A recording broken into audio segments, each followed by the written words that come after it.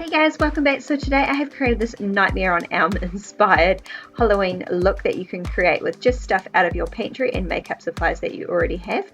So let's get started. So I started off with mixing some gelatin with 1 part gelatin to 3 parts of very warm water or very hot water, not quite boiling. You want it to cool down a little bit, and because I wanted to have some lumps of gelatin, I didn't want it to completely dissolve. So I kind of put the gelatin in and left it to set for 5 to 10 minutes, and I got to work mapping out where I want my mask to sit, and then I went through and got some cotton wool and kind of shredded it into pieces. And then I'm going to dunk this into the gelatin mix. It looks really gross, but it does work, I promise. So I go through and I put this in place where I wanted it to be. I kind of decided I wanted it to be quite central, and I wanted it to kind of cover my mouth and go up to the bottom of my nose, making sure to press those edges on to make sure that it stays in place really well and you don't get any lift or anything like that. So once I've kind of gone through and decided where I wanted it to be on the mouth, I started blending it up through the nose.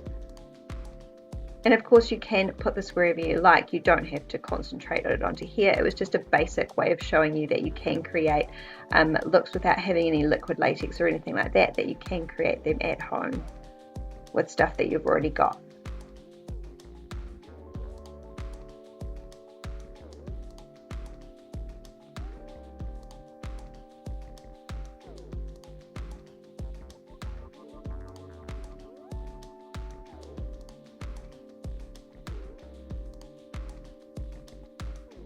And as you can see, it does get a little bit tricky as the gelatin starts to set, so it can get a little bit interesting. Just be really patient, it does look cool in the end.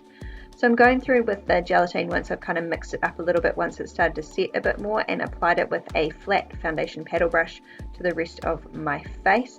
I especially like the little gunky bits, the little bits that look like a little bit more scar tissue. They're a bit grosser. I like those pieces, and I kind of tried to build them up a little bit more as well. And also you're going to get some little spongy bits that are going to float to the surface or stick to the spoon of the gelatin mix, so I just kind of stuck them on my face as well. So now I'm going to go through and kind of map out my mask a little bit more with the cotton wool, and then add some even more. So you can see these really gross, disgusting little pieces of gelatin. I've just kind of pulled them off and thrown them on my face. Such a babe right now, so hot. So as you can see, that's the little gooey bits that I'm going to shove on my face. I know, it's really gorgeous. So I leave that for about 10 minutes to set, and also hit it with a cold hairdryer. You don't want to hit it with hot air because it's going to melt that gelatin. So I'm going in with my Kat Von D Lock-It foundation and a Real Technique stippling brush.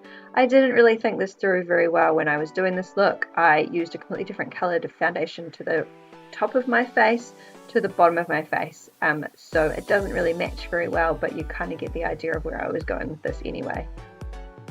So I go through with a smaller brush just to get into those little areas that I couldn't get with the big brush, and I'm just going to set it in place with my Collection Lasting Perfection powder. This again is just going to help everything stay and not move around.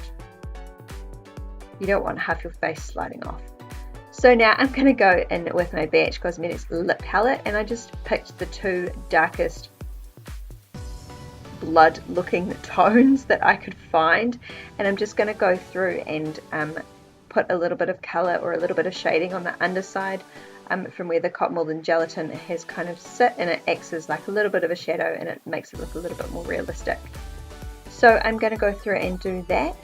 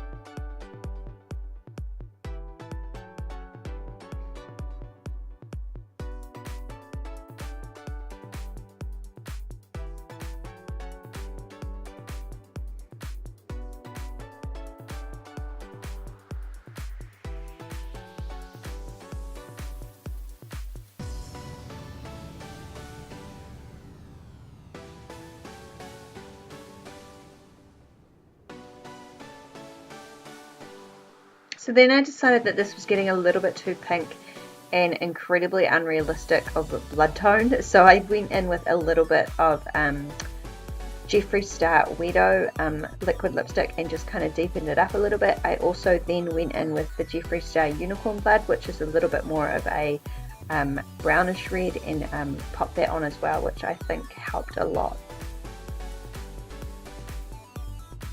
I mean, again, this look is not perfect, but it is a really quick, easy, and a look that you can create at home, and I think that it's incredibly effective. Definitely enjoyed doing this. So if you want to see more of these kind of videos, let me know. Take care. Thank you so much for watching, and I will see you next time. Bye bye.